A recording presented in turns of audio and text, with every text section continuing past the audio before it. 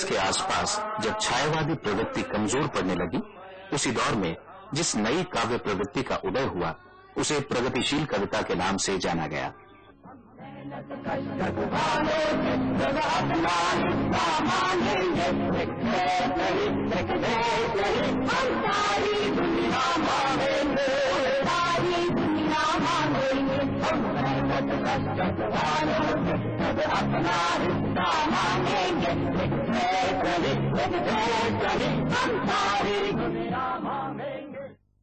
नागार्जुन, शमशेर, केदारनाथ अग्रवाल, मुक्तिबोध और त्रिलोचन का संबंध इसी काव्यधारा से है।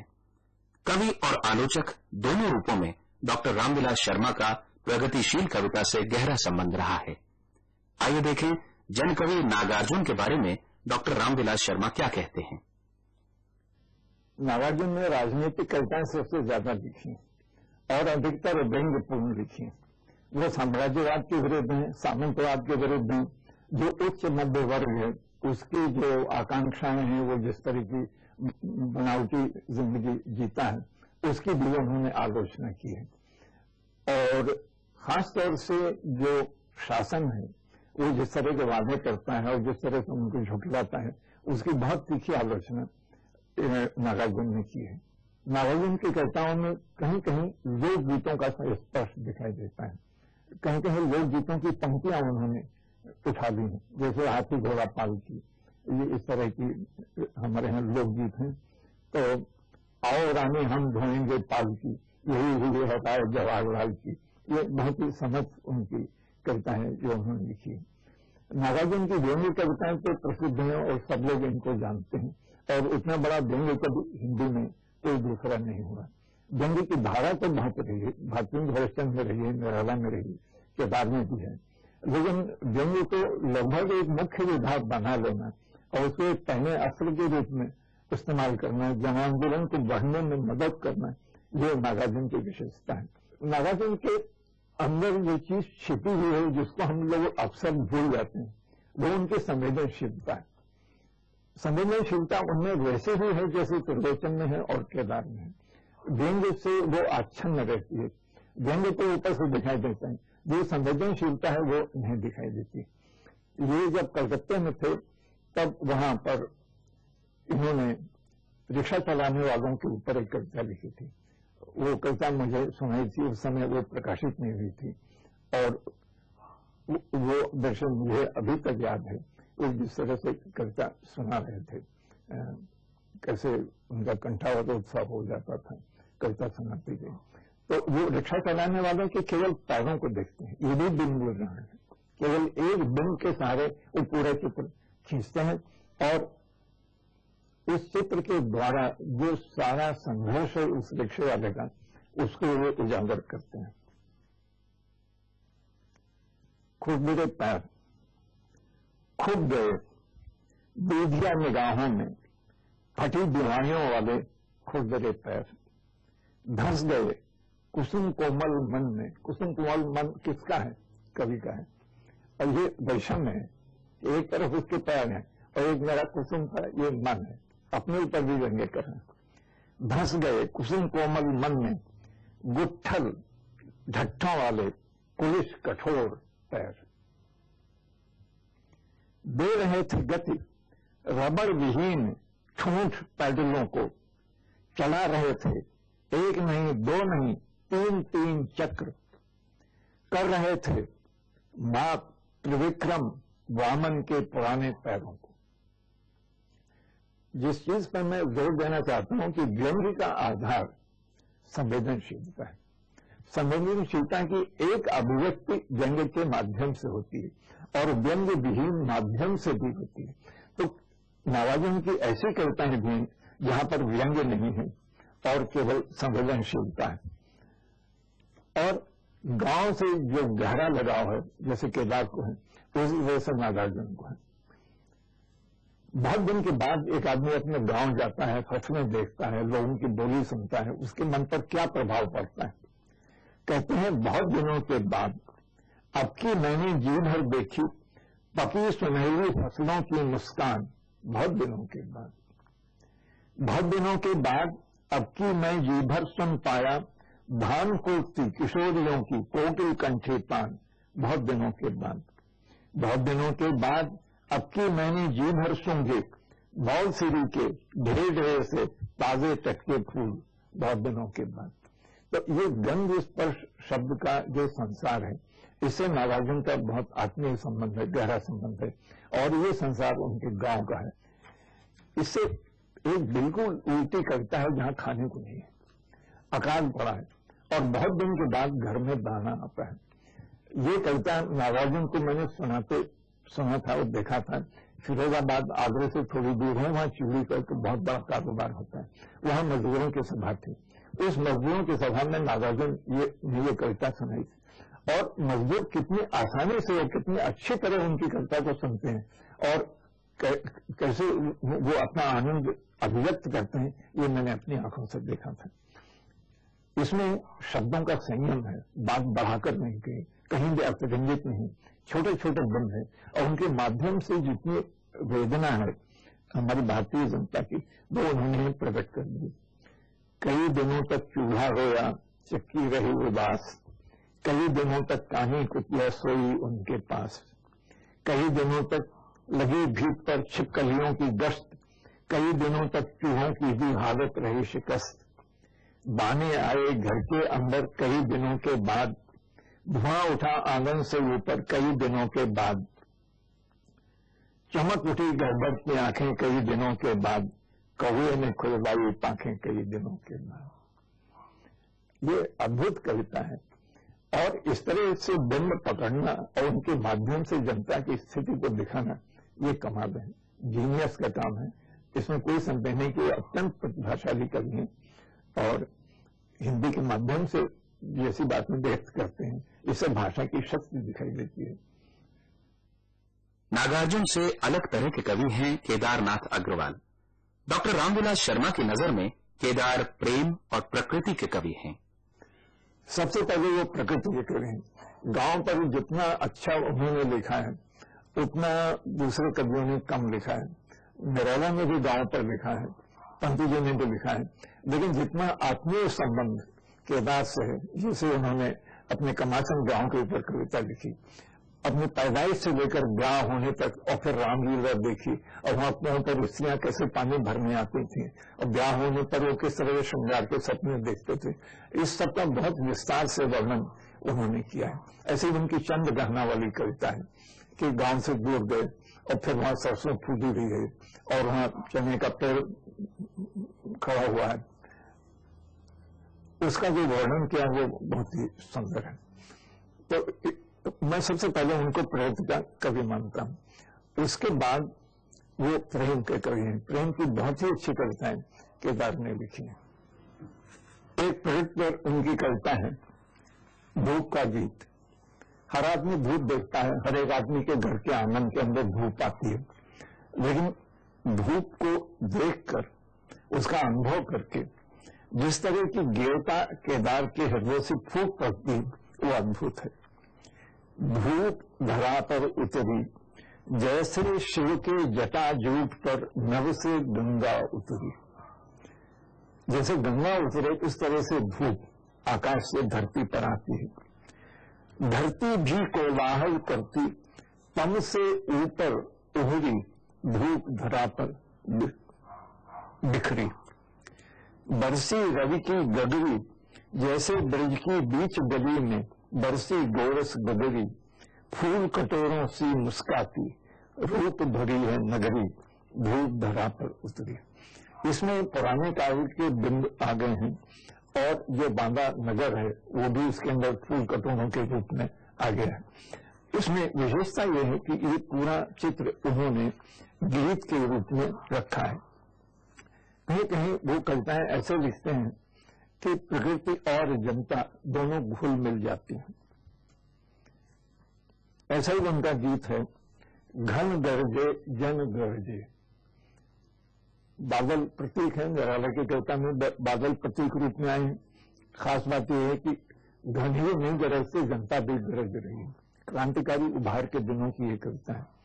घन गरजे जन गरजे, बंदी सागर को लख कापर, एक रोष से घन गरजे जन गरजे, क्षत विक्षत लख हिमगिरि अंतर, एक रोष से घन गरजे जन गरजे, क्षित की छाती को लख जर्जर, एक शोध से घन गरजे जन गरजे, देख नाश का तांडव बर्बर, एक बोध से जन गरजे जन गरजे। एक एक शब्द इसमें प्रतीकात्मक व्यंजन लिए हुए है।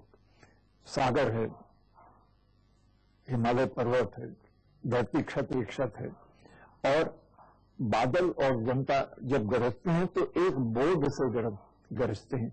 एक उनके अंदर ज्ञान है, उनको दिशा मालूम है कि हमें क्या करना है। तो इस कविता की विशेषता यह है कि यहाँ पर जो प्रकृति के बिंब हैं वो जनता के जीवन से जैसे घुल मिल गए हैं। केदारनाथ अग्रवाल ने अपनी पत्नी पर अनेक कविताएं लिखी। वो एक पत्नी वृत्ति कवि हैं जो आजकल के कवियों में कम होता है, इसलिए उनकी कविताओं में गहराई भी बहुत है, उनके प्रेम में स्थायित्व है। वो शारीरिक सौंदर्य से परे नहीं है, शारीरिक आकर्षण से परे नहीं है, और फिर भी वो संपूर्ण जीवन का चित्रण करते हैं। हृदय और मन और आत्मा जो कुछ भी हो वो सब एक साथ घुल मिल जाते हैं। इन कविताओं में जो मुझे सबसे अच्छी कविता लगती है वो ये है कि केदारनाथ तो रेत है और उसके ऊपर बहता हुआ जमुना का पानी वो उनकी पत्नी है। रेत मैं हूं, यमुना जल तुम, मुझे तुमने हृदय तल से ढक लिया है और अपना कर लिया है। अब मुझे क्या रात, क्या दिन, क्या प्रलय, क्या पुनर्जीवन। ये जीवन की ऐसी परिणति है जहां मनुष्य न जीवन की चिंता करता है न मृत्यु की चिंता करता है। रेत मैं हूं, यमुना जल तुम, मुझे तुमने सरस रस से कर दिया है, छाप दुख दव हर लिया है। अब मुझे क्या शोक, क्या दुख, मिल रहा है सुख महासुख। तो ये जो आनंदातिरेक है और ये एकदम भौतिक है और फिर ये अलौकिक दिखाई देता है, ये केदारनाथ के कविता की विशेषता है। धरती के कवि त्रिलोचन रामविलास जी की नजर में घुमंतु कवि हैं और उनका ये घुमंतुपन कविता में भी दिखाई देता है। त्रिलोचन और नागार्जुन प्रगतिशील कवियों में सबसे घुमंतु लोग हैं। नागार्जुन ने तो अपना नाम ही यात्री रखा है और यात्रिक प्रकाशन खोला था और यात्रिक प्रकाशन से त्रिलोचन का एक कविता संग्रह निकला। लेकिन नागार्जुन और त्रिलोचन के घुमंतुपन में एक फर्क है। त्रिलोचन एक शहर के अंदर रहते हुए वहीं की सड़कों का चक्कर लगाया करते हैं। एक शहर से दूसरे शहर में जाकर यात्रा करने की जरूरत नहीं है, वो यात्रा अपने एक शहर के अंदर भी पूरी करते हैं। मैं काफी समय तक त्रिलोचन के साथ उनके घर पर बनारस में रहा हूं और बनारस की सड़कें नापने में वो हमारा मार्गदर्शन करते थे और जितनी देर चलते थे बराबर बातें करते रहते थे। मैं तो कम बोलता था, अधिकतर त्रिलोचन ही बोलते थे। तो ये घुमंतुपन उनकी कविताओं में भी साफ आया है। शरीर उनका मजबूत रहा है, हालांकि इधर उनको थोड़ी सी बीमारी वगैरह की परेशानी रही, लेकिन शरीर बहुत मजबूत रहा है, कसरत वगैरह करते रहे और गांव से गहरा संबंध रहा है। और अनेक प्रगतिशील कवियों की तरह वो भी अपने आप को देखते रहे कि मैं कैसा दिखाई देता हूं। तो अपनी एक कविता में उन्होंने अपनी छवि उतारी है। चित्रकार नहीं है लेकिन शब्दों में अपना चित्र आंका है। वही त्रिलोचन है वो जिसके तन पर कपड़े, जिसके तन पर गंदे कपड़े हैं, कपड़े भी कैसे फटे लटे हैं। जीवन इसका जो कुछ है सब, जीवन इसका जो कुछ है पथ पर बिखरा है, तप तप कर ही भट्टी में सोना निखरा है। तो जीवन की आग में तपना, सड़कों के चक्कर लगाना, ये सब त्रिलोचन के जीवन में रहा है। एक तरह से इनको भी प्रभाववादी कवि कह सकते हैं, इस तरह से कि त्रिलोचन ने छोटी छोटी घटनाएं लेकर उनका वर्णन अपने कविता में किया है। जैसे रात में एक मित्र के साथ घूम रहे हैं और रहने का ठिकाना नहीं, तो किसके यहां पर जाएं और रहें, और घर में कोई जगह नहीं है, इसी मित्र को कहीं ठहराना है। इसी रात के चक्कर लगाने पर उन्होंने एक पूरी कविता लिखी है। या उनके गांव में एक नगई मेहरा है, तो उससे बात करने के लिए जाते हैं और वो कहता है कि रामायण पढ़ लेते हो? तो कहते हैं कि हाँ रामायण पढ़ लेता हूं। तो वो कहता है कि अच्छा तुम रामायण बाकी मैं सुनूंगा। तो इनके हाथ पैर धुला करके और फिर कुशासन बिठा करके और इनको प्रणाम करके फिर रामायण पढ़ने के लिए कहता है। तो ये पूछते हैं कहाँ से पढ़ूं? तो कहता है सुंदरकांड पढ़ना, और फिर रामायण पर दोनों की बातचीत होती है। तो यहाँ पर जो जन संस्कृति है, तुलसीदास से उसका जो संबंध है, उसका इतना सुंदर चित्रण त्रिलोचन ने किया है कि दूसरी जगह दुर्लभ है। इनकी कविता पढ़ने पर पहले ऐसा लगता है कि इस कविता में क्या है। ये तो हम जैसे घूमते हैं, किसी आदमी से बात करते हैं, उसी तरह से ये भी कविता है। लेकिन अगर उसको थोड़ा सा मन को साध कर पढ़ा जाए और ध्यान से उसको पढ़ा जाए तो दिखाई देगा कि उसके अंदर बहुत सा दर्द छिपा हुआ है। जनता की पीड़ा उसके अंदर झलकती है और जनता के प्रति जो गहरी सहानुभूति है त्रिलोचन के अंदर, वो भी दिखाई देती है। केदार और त्रिलोचन में एक समानता ये है कि दोनों बहुत ही सहज कवि हैं। कविता जैसी आती है वैसी ही लिखते हैं।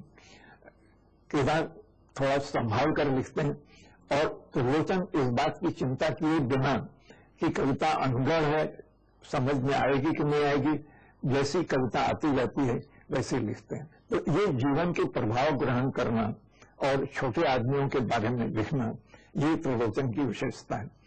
उन्होंने नागार्जुन की तरह राजनीतिक कविताएं नहीं लिखी, केदार की तरह राजनीतिक कविताएं नहीं लिखी, उस तरह का गहरा व्यंग्य भी उन्होंने नहीं किया। लेकिन मैं समझता हूं कि त्रिलोचन ने हिंदी कविता में यथार्थवाद का विकास किया है। जैसे निराला ने या प्रेमचंद ने साधारण लोगों के बारे में कहानियां लिखी हैं, वो कहानियां तो बहुत सुगठित हैं। त्रिलोचन ने गद्यात्मक कविताएं लिखी हैं, वो लगभग गद्य हैं, लेकिन उनके अंदर गहरी संवेदना छिपी हुई दिखाई देती है। त्रिलोचन की भाषा की विशेषता यह है कि वो बोलचाल के स्तर पर बनी रहती है। बोलचाल की भाषा तो नागार्जुन की भी है और बोलचाल की भाषा केदार की भी है, लेकिन बोलचाल का जो स्तर है उससे उस भाषा को ऊपर उठाते हैं। वो बोलचाल की भाषा बनी रहती है और फिर भी उस स्तर से ऊपर उठ जाती है। त्रिलोचन की विशेषता यह है कि बोलचाल के स्तर से ऊपर उठते ही नहीं। ऐसा मालूम होता है कि सड़क पर चलते हुए उनसे बात कर रहे हैं और उसी के अंदर कविता बन रही है। ये बहुत बड़ी विशेषता है। एक हद तक इनकी तुलना हम प्रेमचंद से कर सकते हैं। प्रेमचंद के उपन्यासों में जैसे कहीं नहीं मालूम होता कि उदात्त की सृष्टि कर रहे हैं, किसी चीज को उठाने की, बुलंदी पर पहुंचाने की कोशिश कर रहे हैं, ऐसा प्रयत्न नहीं दिखाई देता और फिर भी बुलंदियां उसके अंदर छिपी रहती हैं। ऐसे ही जो साधारण प्रवाह है बोलचाल का, उसको ये त्रिलोचन अपनी भाषा में बराबर बनाए रखते हैं। संस्कृत के पंडित हैं, इसलिए कभी कभी शास्त्र शीर्षा वगैरह इस तरह की शब्दावली भी आ जाती है, लेकिन वो अपवाद रूप में आती है। साधारणतः बोलचाल की भाषा होती है और ऐसी भाषा वो होती है जैसे कि गांव का रहने वाला शहर में आने पर हिंदी सीखेगा और बोलेगा। प्रेमचंद के किसान जिस तरह की हिंदी बोलते हैं, त्रिलोचन लगभग उसी तरह की हिंदी अपनी कविताओं में बोलते हैं। तो ये उनकी यथार्थवाद की विशेषता है कि उदात्त न होते हुए भी बोलचाल के स्तर पर बने रहने पर भी वो उदात्त की सृष्टि करते हैं और अगर पाठक संवेदनशील हुआ तो उसके हृदय को झकझोर देते हैं। प्रगतिशील कवियों में शमशेर बहादुर सिंह की अपनी अलग पहचान है। रामविलास जी शमशेर को कवियों का कवि मानते हैं। शमशेर ने अपना एक कविता संग्रह कुछ और कविताएं केदार, त्रिलोचन और नागार्जुन को समर्पित किया है।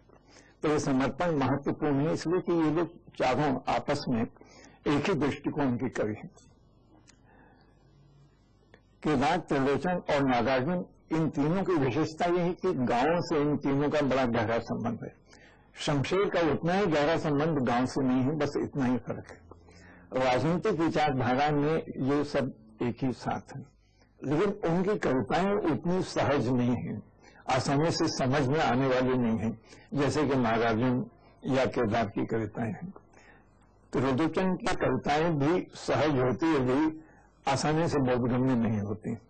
और एक कविता में शाम का वर्णन करते हुए शमशेर ने लिखा है कि ये इतनी आसान और खूबसूरत है जैसे त्रिलोचन की कविता। तो शाम त्रिलोचन की कविता बन गई या त्रिलोचन की कविता शाम बन गई, ये शमशेर की कला का कमाल है। शमशेर की कविताएं लोगों की समझ में नहीं आती, ये बात शमशेर बहुत अच्छी तरह जानते थे। ये बात उन्होंने अपनी एक कविता में कही है।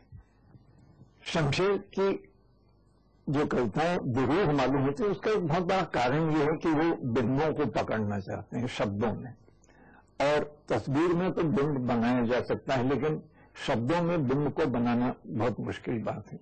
दूसरी बात यह है कि संवेदन जहां उभरता है, उस उभरते क्षण में उस संवेदन को पकड़ लेना चाहते हैं। अब कविता तो एक संगठित वस्तु है, संवेदनों को, भावों को, विचारों को मिलाकर गढ़कर तैयार की जाती है। ये संगठित की हुई चीज है जिसको हम कविता कहते हैं। शमशेर बहादुर की कविताएं आमतौर से असंगठित हैं। जो कच्चा माल है कविता का, उसे वो ज्यों के त्यों कागज के ऊपर उतार देना चाहते हैं। शमशेर को इम्प्रेशनिस्ट का ये कहा जा सकता है। अंग्रेजी में जैसे इम्प्रेशनिस्ट कहते हैं, उसे हिंदी में प्रभाववादी भी कहते हैं।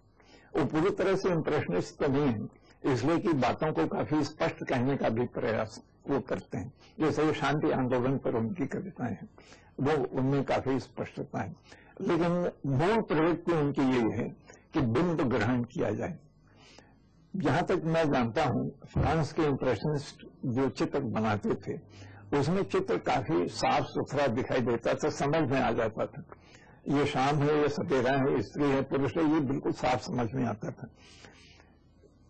जो फ्रांस के इम्प्रेशनिस्ट चित्रकार हैं और जो शमशेर का कवित्व है, उसमें एक फर्क यह है कि शमशेर के बिंब अधूरे होते हैं। इम्प्रेशनिस्ट के बिंब तो होते हैं, बिंब रूप में आते हैं, कभी कभी आपस में बेमेल से दिखाई देते हैं, लेकिन अधूरे नहीं होते। शमशेर पूरा बिंब पाठक के सामने नहीं रखती, ये एक फर्क है। शमशेर प्रेम के बहुत अच्छे कवि हैं, सौंदर्य के बहुत अच्छे कवि हैं, प्रकृति के कवि हैं और राजनीतिक कवि भी हैं। राजनीति सबसे बाद में आती है, प्रेम और सौंदर्य सबसे पहले आता है, और शायद दूसरे कवियों की अपेक्षा आत्मगत भावना शमशेर में अधिक है। मुक्तिबोध की तरह शमशेर के अधिकांश कविताओं को मुक्तिबोध शमशेर के व्यक्तित्व पर घटाया जा सकता है।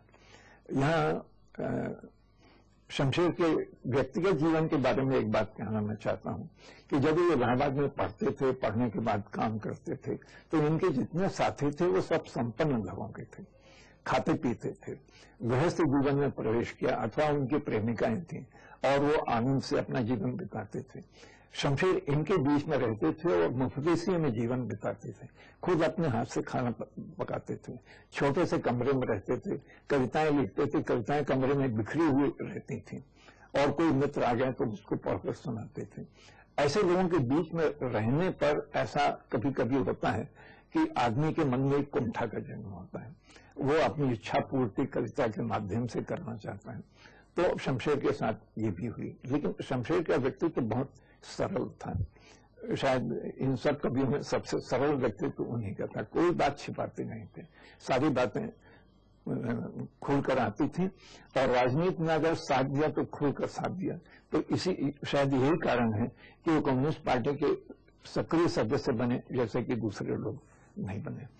और ये मैं कहना चाहता हूं कि अंतिम दिनों तक उनकी आस्था जनवादी आंदोलन से डिगी नहीं। प्रदेशी लोगों में बहुत परिवर्तन हुए हैं, लेकिन शमशेर बहादुर ऐसे हैं कि उनकी जो काव्य की धारा थी उसको पकड़े रहे, अपने प्रति हमेशा ही ईमानदार रहे, और जो जन आंदोलन है, जनता की मुक्ति है, भारत का भविष्य है, उसके बारे में उनकी आस्था अंतिम समय तक अडिग बनी रही है, ये मैं कह सकता हूं।